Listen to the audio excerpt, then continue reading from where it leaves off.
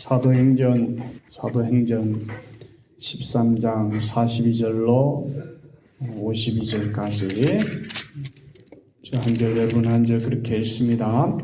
저희가 나갈새 사람들이 청하되 다음 안식일에도 이 말씀을 하라 하더라.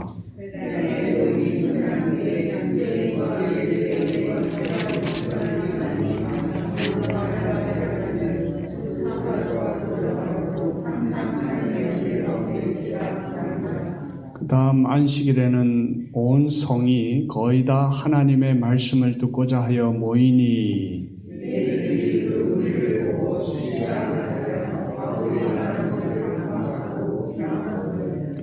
바울과 바나바가 담대히 말하여 가로되 하나님의 말씀을 마땅히 먼저 너희에게 전할 것이로되 너희가 버리고 영생 얻음에 합당치 않은 자로 자처하기로 우리가 이방인에게 향하노라.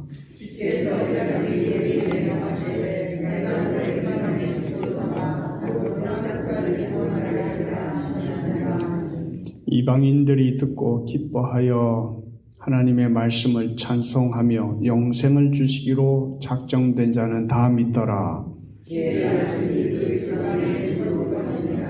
유대인들이 경건한 귀부인들과 그 성내의 유력자들을 선동하여 바울과 바나바를 핍박게 하여 그 지경에서 쫓아내니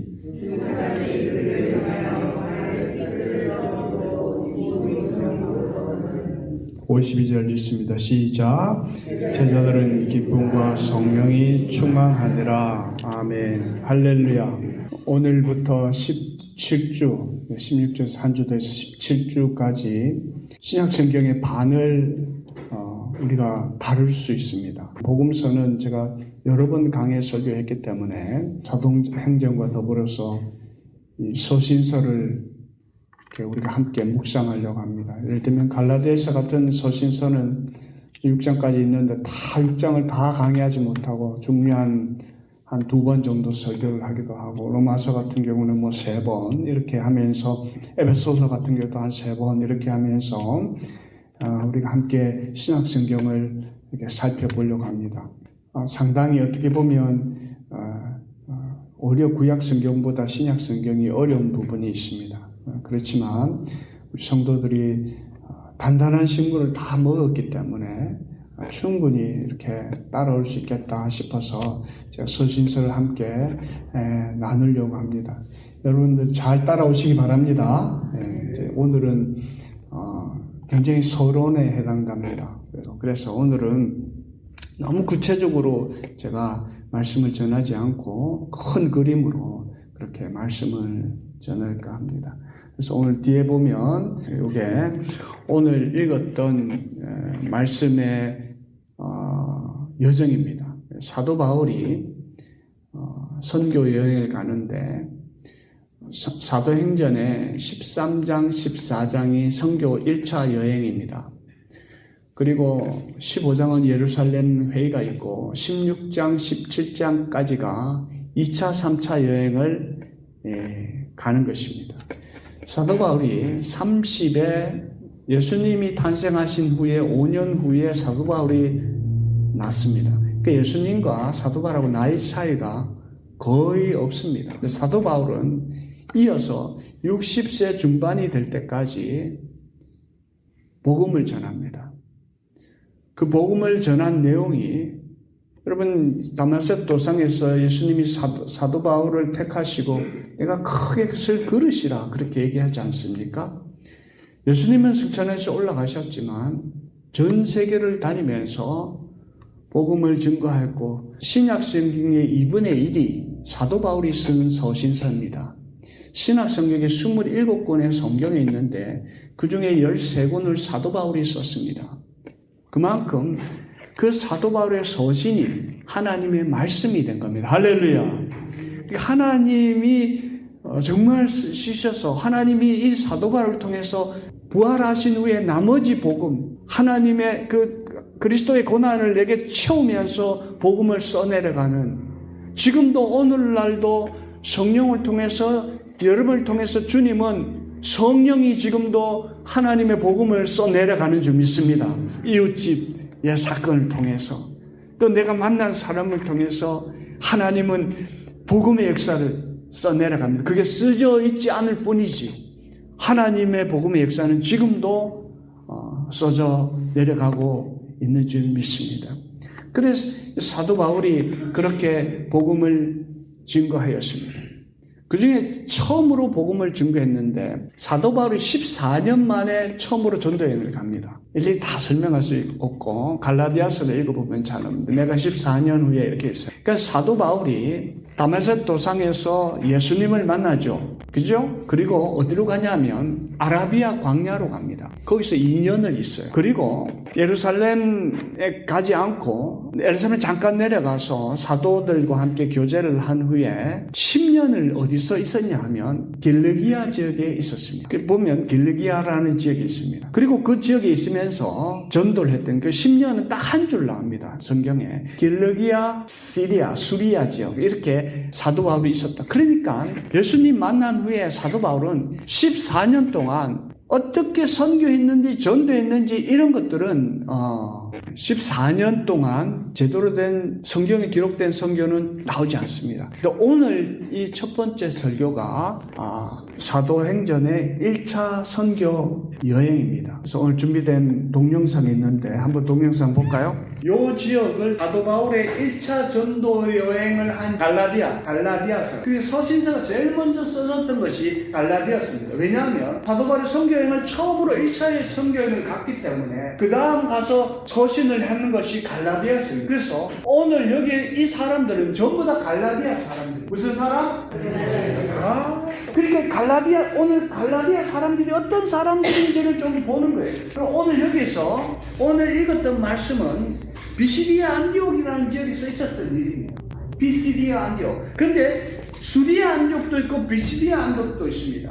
처음으로 그리스도인이라고 불렸던 지역이 수리아 안디옥입니다. 그러니까 안디옥 이름이 두 개죠. 수리아 안디옥, 비시디아 안디옥. 비슷해. 그래서 비슷해서 비시디아. 이 안디옥에서 있던 사건이 오늘 사도행전 13장 40절에서 52절 사이에 기록되어 있습니다. 처음에 사도 바울이 누구를 데려가냐면 바나바를 데리고 갑니다. 바나바 누굽니까? 바나바가 이 수리아 안디옥에서 함께 있었던 사람입니다. 근데 그 사람의 고향이 바로 이 구브로섬입니다. 구브로섬. 그러니까 그냥 갈 수도 있었던데 소아시아에 전도 갈 수 있었을 텐데 꼭 구브로를 들렸어요. 처음에. 왜냐하면 그 집의 고향입니다. 여러분들 마가복음을 쓴 마가 아시죠? 그게 바나바의 생질이에요. 그래서 생질도 데리고 갑니다. 그러니까 사도 바울이 여행할 때에 바나바, 생질 다 데리고 바나바의 생질, 마가요. 예수님이 다락방에 나타났던 그 마가의 다락방. 그게 마가예요. 이름은 요한. 마가 요한이라고 했죠. 마가를 데리고 이 바나바와 함께 떠납니다. 그런데 여러분 그 바나바의 고향이 구브로면 마가의 고향도 어딜까요? 요 섬입니다. 그래서 섬에 있었던 사건이 그 전에 나옵니다. 나갔더니 거기에 보니까 어떤 사람이 있냐면 엘루마 박수 이름도 바예수 바울 이름도 바예수 바울이에요. 그러니까 박수가 한 명 있습니다. 근데 그 사람이 유대인입니다. 유대인이 여기 살고 있어요. 여기도 유대인이 살고 있어요. 온 천지에 유대인이 살고 있어요. 원래 유대인이 어디 살아야 돼요? 예루살렘 인근에. 그런데 이스라엘 역사상 그들이 잡혀가고 해서 온 천지에 유대인들이 다 흩어져 있었습니다. 그래서 사도행전 1장에 보니까 수많은 지역에서 유대인들이 몰려온 겁니다. 예루살렘 2월절에. 그죠? 그리고 그때 오순절이나 성령 다락방 사건이 다 있게 돼요. 그러니까 온 지역에 예루살렘이 아닌 온 지역에 유대인들이 모여 살기 시작했습니다. 근데 유대인들이 하나님을 안다고 해서 훌륭하게 사는 것이 아니고 어떻게 해요? 박수가 된 거예요. 박수. 유대인이면서 박수가 된 거예요. 근데 여기에 총독이 살고 있어요. 로마 총독. 근데 그 사람이 사도 바울과 바나바가 오니까 하나님의 말씀을 듣고 싶어서 그걸 궁금한 거예요. 너무 이상한 교리를 전하니까. 그러니까 사도 바울이 여기 올 때 딱 가지고 간 게 있었어요. 뭘 갖고 갔을까? 정말 중요한 거를 하나 다 갖고 갔어요. 이거 갖고 가기 위해서 지금 떠난 거예요. 14년간 기다렸다. 그리고 떠난 겁니다. 그게 바울 선교여행 1차 선교여행입니다. 뭘 갖고 갔을까요? 복음. 예수 그리스도가 우리를 구원하셨다는 그 복음을 하나님의 그 말씀을 가지고 갔는데 거기 가니까 총독이 높은 사람이 하나님의 말씀을 듣고 싶은 거예요. 근데 거기에 누가 있었냐? 박수가 있어요. 박수. 굉장히 박수가 이 박수가 말고 어떤 박수? 무당이 있었다는 거예요. 무당이 보니까 이거 큰일 나겠거든. 이 복음을 전하면 이 사람들이 높은 사람을 믿으면 무당을 막 없애버리고 이럴 것 같거든. 그래서 이 박수가 못 듣게 말씀을 못 듣게 하는 거예요. 말씀을 들으면 안 돼. 가르방 그때 이런 말 합니다.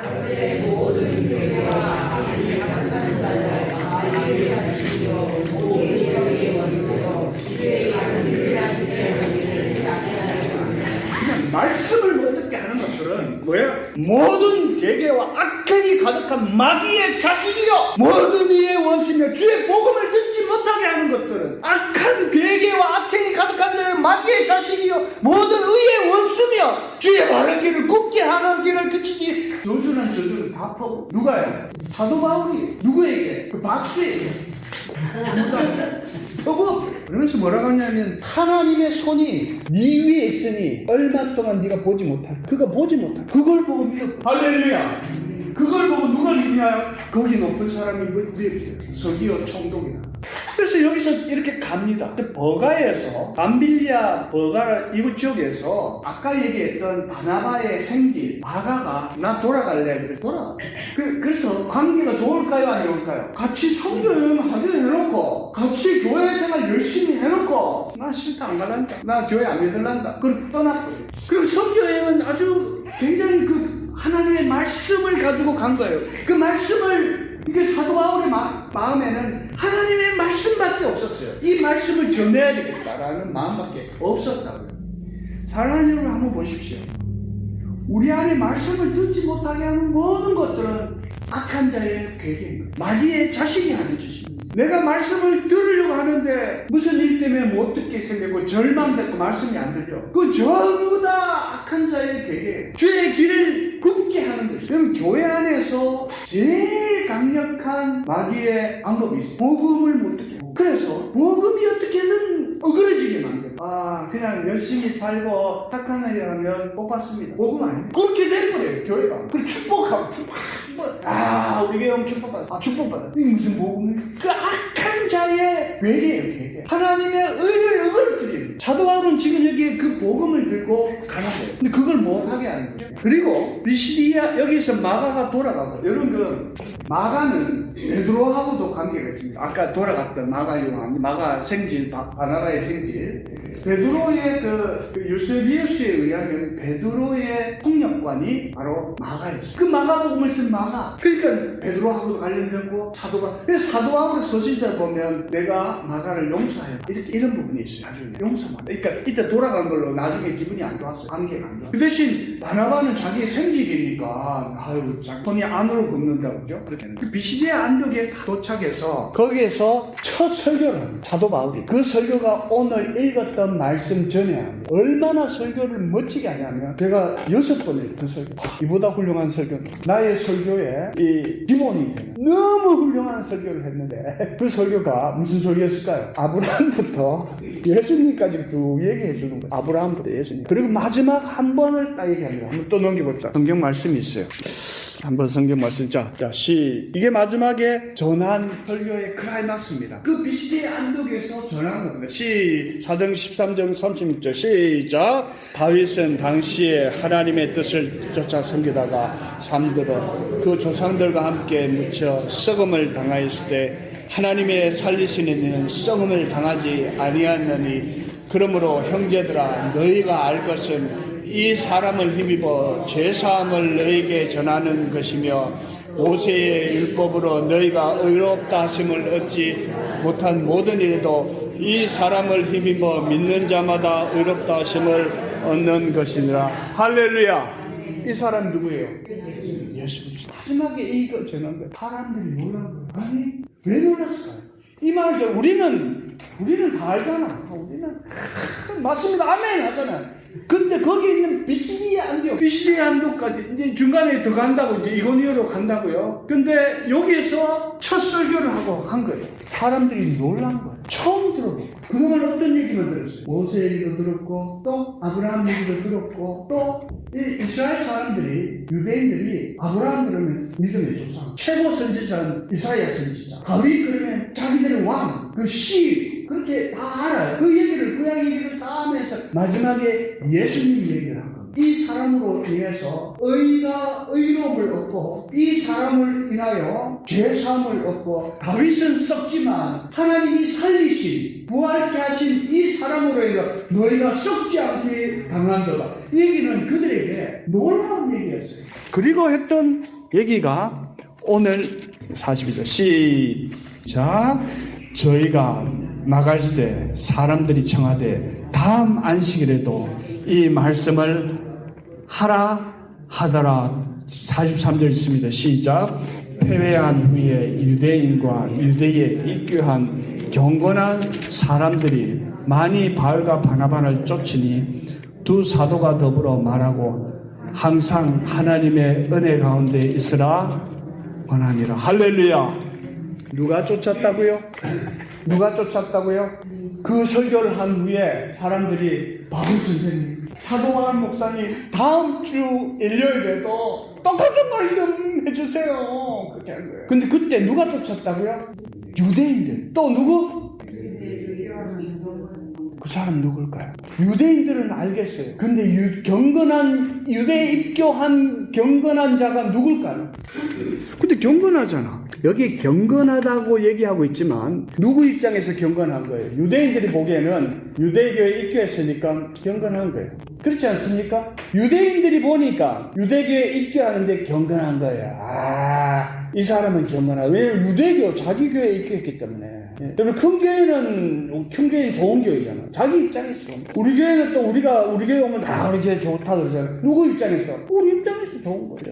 유대인 입장에서는 이방인이 유대교에 입교해서 유대교로 개종했는 거는 굉장히 경건하다고 생각합니다. 근데 경건한 사람이에요? 아니에요? 그들의 입장에서는 경건해요. 그래서 오늘 이 사람들에서 알아볼 필요가 있어요. 신약성경 전체를 읽어보면 이 유대교라는 것을 모르면 신약성경을 이해를 못합니다. 그 당시에 유대교에 들어오는 게 쉬웠을까요? 어려웠을까요?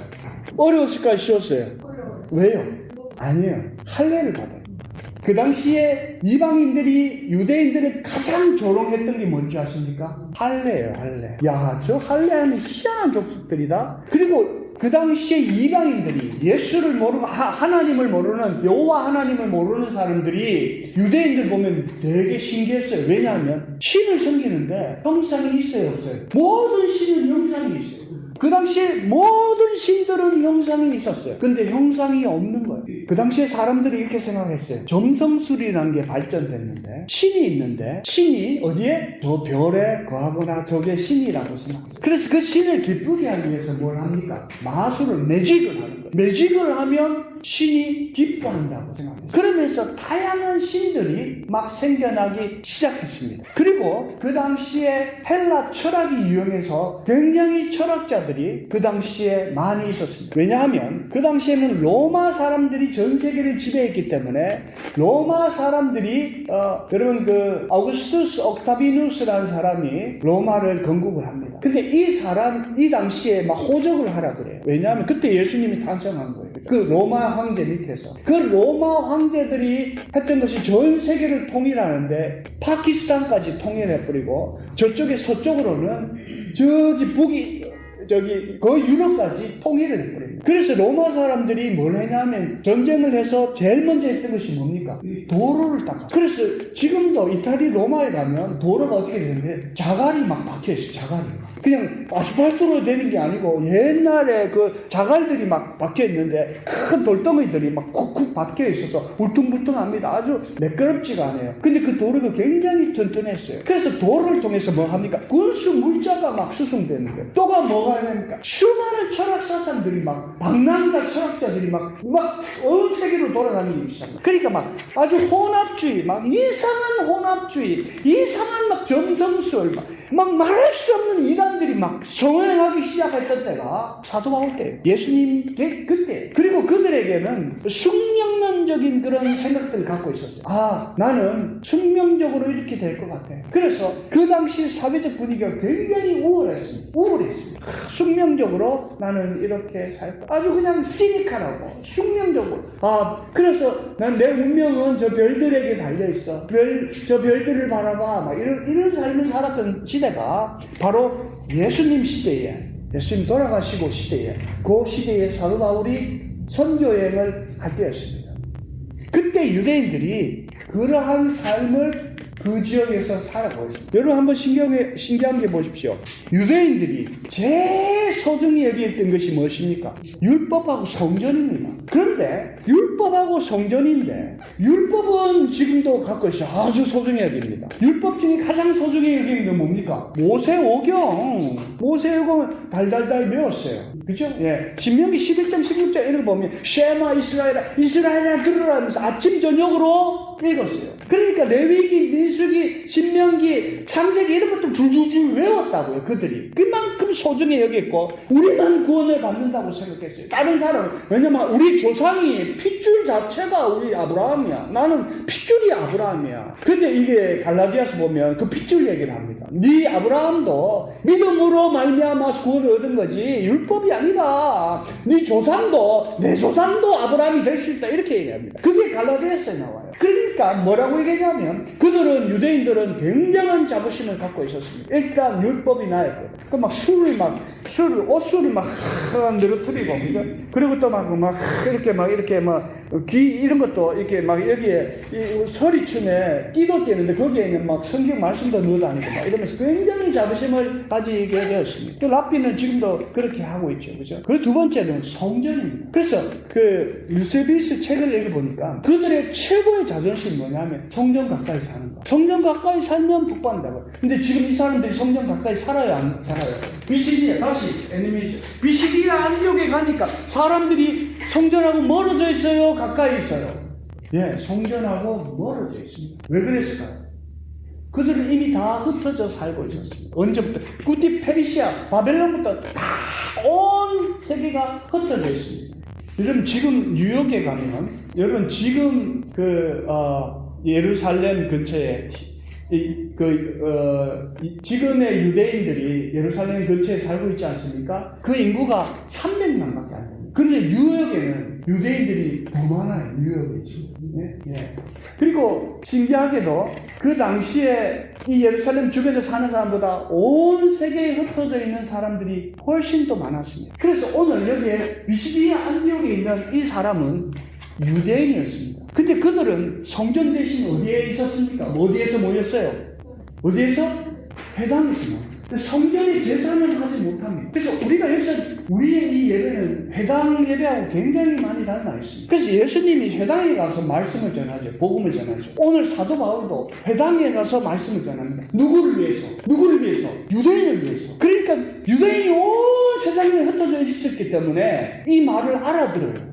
왜냐하면 자기 조상 얘기를 하거든요. 그러면서 예수를 얘기하니까 너무 신기로운 걸 처음 듣는 얘기예요. 그 예수가 누군가 이러면서 그 얘기를 또 해달라고 얘기합니다. 유대인에게, 그죠? 복음을 들고 있는 율법을 들고 있는 유대인에게. 그리고 뭐라고 얘기하냐면 안식일날 똑같이 얘기해달라는 거예요. 보통 회당에서 어떤 일이 발생했냐면, 회당은 랍비들이 회당장을 하거나 굉장히 높은 사람이 회당장을 합니다. 근데 당시에 여러분 우리 교회에서는 어떤 역할을, 마을회관 역할도 하고 직업 속에서 야 직업 있다 지금 막 알려주기도 하고 그러잖아요. 똑같았어요. 그 당시에도 이 문헌을 찾아보니까 직업 소개서 역할도 한 거예요. 그래서 사도 바울이 회당에 갔다가 또 어디에 뭐 합니까?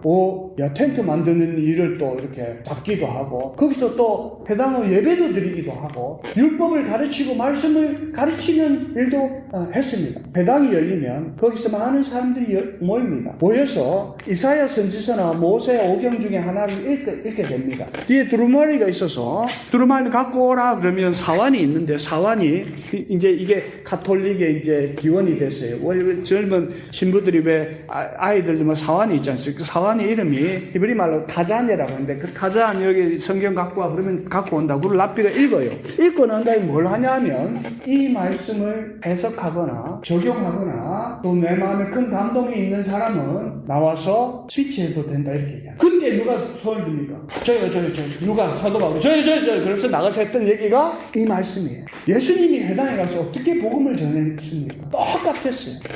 그러니까 미리 한 달치 저처럼 한 달치 두 달치 본문이 다 정해져 있었어요. 그러면 그걸 가지고 성도들이 그 말씀을 묵상해서 일주일째 와서 랍비가 얘기할 때에 내가 하겠습니다. 그런 사람들이 있었어요. 신기하게도 저희 집 주변에 회당이 있는데 제가 회당 예배에 2번 참석했습니다. 야, 그거 참석하기 힘듭니다. 왜냐하면 히브리인들은 굉장히 배타적입니다. 그래서 참석했는데 제가 옆에 있는 어떤 아저씨가 앉았길래 내가 히브리어를 읽으니까 깜짝 놀라니까 동양인이 히브리어를 읽어요. 야, 넌 누구냐? 나 히브리어 배웠다니까. 너 어디서 내가 배웠다. 자기는 아버지가 히브리인이고 내가 2세인데 나는 지금 히브리어를 못 읽는데 너는 읽래. 이런 깜짝 놀란 겁니다. 굉장히 존경하는 눈으로 봤습니다. 해당 예배에 참석에 똑같습니다. 그 여자분이 와서 말씀을 읽으니까 미리 정해놓은 것 같아요. 여기 말씀에 대해서 할 사람이 있으면 나와서 하라. 그 말씀을 딱 전합니다. 그리고 마지막에 너무 아름다운 게 뒤에 그 십계명 같은 돌판 같은 걸 들고 이렇게 갑니다. 그럼 그거 막 한 번씩 만져. 와, 또 만지대. 나도 너 만져라. 만지고. 만지고 막 그랬어요. 그만큼 하나의 말씀을 사랑하고. 이게 회당 제도였어요. 내일도 그 얘기를 해달라는 거예요. 어떤 얘기를 하다가 이 얘기를 했냐면, 여러분 경건한 유대인들은 이방인인데 유대교에 들어오기가 굉장히 어렵습니다. 여러분 그 당시에 유대인들은 형상이 없는 신을 섬겼어요. 근데 돈이 굉장히 많아요. 유대인들이 그 당시에도 사업을 잘 했습니다. 돈도 많고 이러는데 자기 집끼리 모이고 굉장히 배타적이면서 남하고 식사도 안 해요. 야, 이방인과 식사해요, 안 해요? 안 합니다. 히브리인들이 식사 안 해요. 제가 거기 간 건 참 은혜였던 것 같아요. 그 회당에 갔던 거. 이방인은 괴로 얘기해요. 괴로. 구원받지 못하는 죽을 자들. 자기만 특별한 자예요. 거기다가 형상이 없는 신을 섬기고 또 할례 같은 걸 해요. 할례. 무서워요, 안 무서워요? 할례. 어릴 때 할례하면 괜찮아요. 근데 이스라엘 사람들은 다 할례. 할례가 배신의 증거예요. 근데 나이가 들어서 그거 하기 쉬워요, 어려워요? 굉장히 어렵습니다. 그러니까 그걸 한 사람은 너 그 경건하다 이렇게 생각하는 거예요. 근데 이런 사람들이 회당에 있었어요. 유대인이 아닌데 할례까지 해가지고 관심이 있는 거야. 이거 들리면 그거 하나님이 맞는 것 같아. 근데 예수님 모르죠. 그런데 그 안에서도 잘 적응을 할까요? 못 할까요? 유대인들이 너 하나님의 백성이 너 구원받았어. 그렇게 얘기할까요? 우리만 구원받았어. 이렇게 말은 그렇게 하지만 개종했다고 거룩하다 했지만 너 선민이야, 하나님의 백성이야, 그렇게 얘기하지 않았어요. 그러니까 이 얘기를 듣는 순간 누가 제일 기뻐했을까요? 이방인 중에 개종한 이방인, 뭣도 모르고 유대교에 구원이 있다고 생각해서 들어온 자, 경건한 유대인은 완전히 복음이야. 야, 우리가 넘지 못할 넘사벽을 넘어버리는 거야, 이 복음이. 할렐루야. 그래서 너무 좋아. 오빠, 난리가 난 거야. 그 마지막에 읽어보니까 52절에 뭐라고 합니까? 51절, 52절 한번 읽어봅시다. 13장 51절, 52절.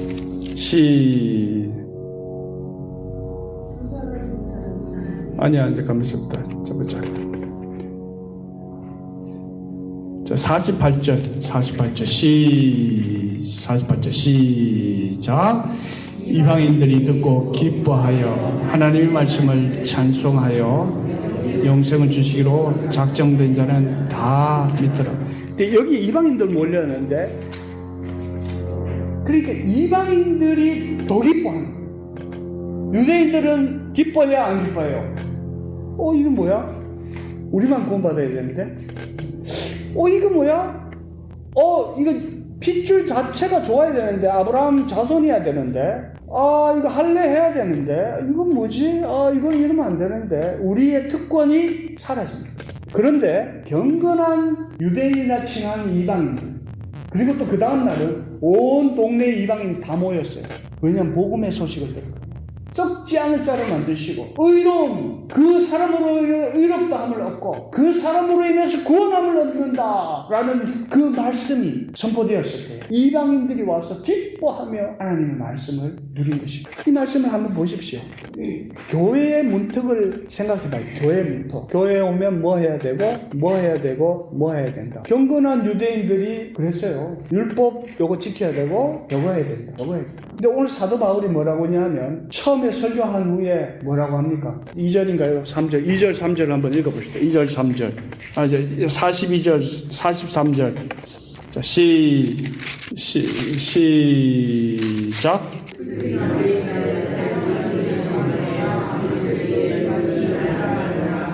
회개한 후에 유대인과 유대계에 입교한 경건한 사람들이 많이 바울 사도를 두 사도가 더불어 말하되 따릅니다. 항상 하나님의 은혜 가운데 있으라.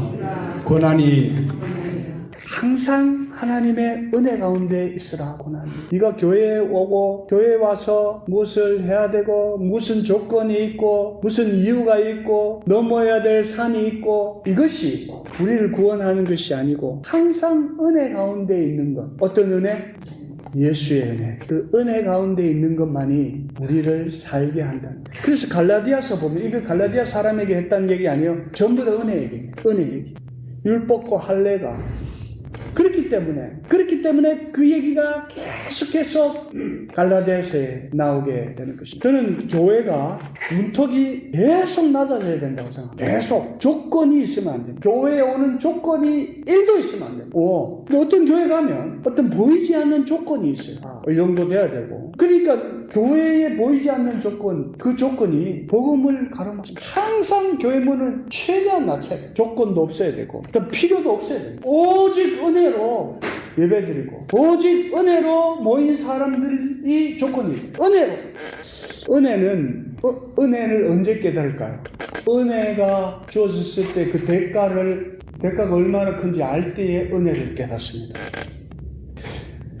그 아이들이 부모님들하고 이렇게 살잖아요. 근데 이제 나이가 들어서 직장생활 할 때 그리고 혼자 막 살 때 아이들이 막 엄마한테 막 존경하고 존경의 눈빛으로 막 보냅니다. 어른 되는 게 이렇게 힘들구나. 우리 어릴 때 이렇게 엄마가 품어준 게 그게 은혜구나. 점점점 어머니 부모님에 대한 은혜를 깨닫기 시작합니다. 왜냐하면 삶이 만만치 않거든요. 옛날에 아빠 엄마 무시했는데 살아보니까 야 대단하시다. 저는 이제 우리 권사님들 우리 집사님들 볼 때 굉장히 존경합니다. 애들 다 키우고 지금 뭐 이렇게 이제 다 장가식직 보냈는데 저걸 어떻게 했을까? 저희들이 얼마나 큰 헌신이 컸는가 이런 것도 생각할 때 그 굉장히 존경합니다. 아이들이 은혜를 모르다가 점점점 자라가면서 그 은혜의 대가를, 은혜가 얼마나 많은 희생을 치렀는지를 깨닫게 되고 그 은혜를 인식합니다. 딸이 엄마한테 사춘기 되면 빽빽거립니다.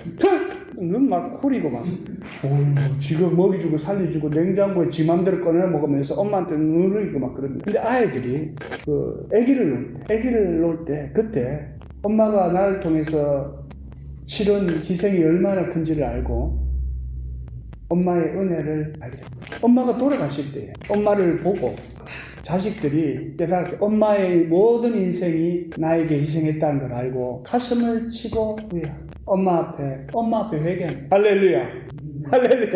죽으라는 얘기 아닙니다.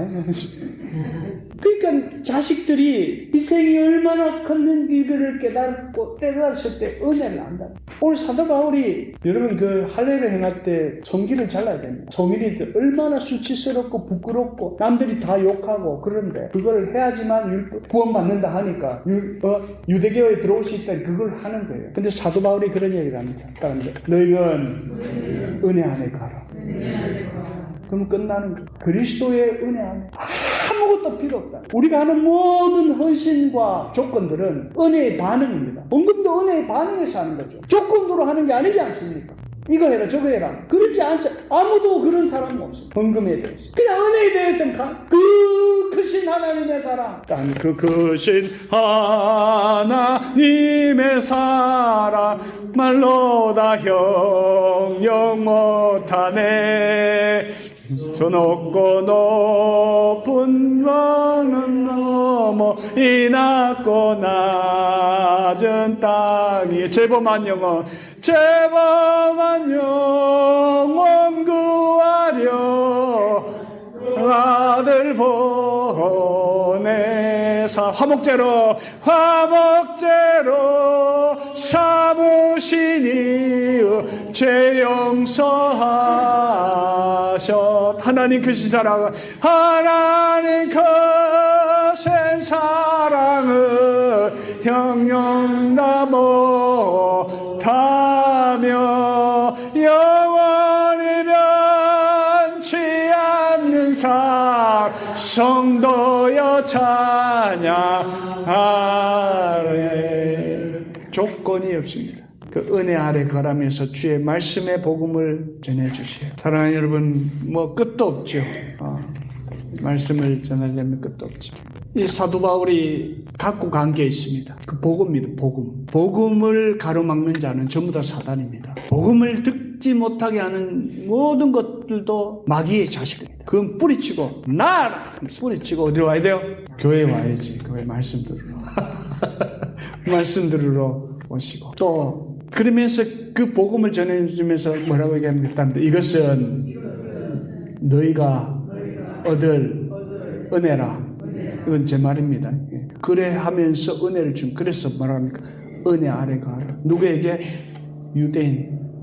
자부심을 가지고 잘났고 조건이 많고 해야 되는 게 많고 그런 자들에게 가르쳐. 또 누가 제일 기뻐하냐면 너무너무 넘사벽, 넘을 수 없는 벽을 넘게 한 거예요. 복음은 넘을 수 없는 벽을 넘게 합니다.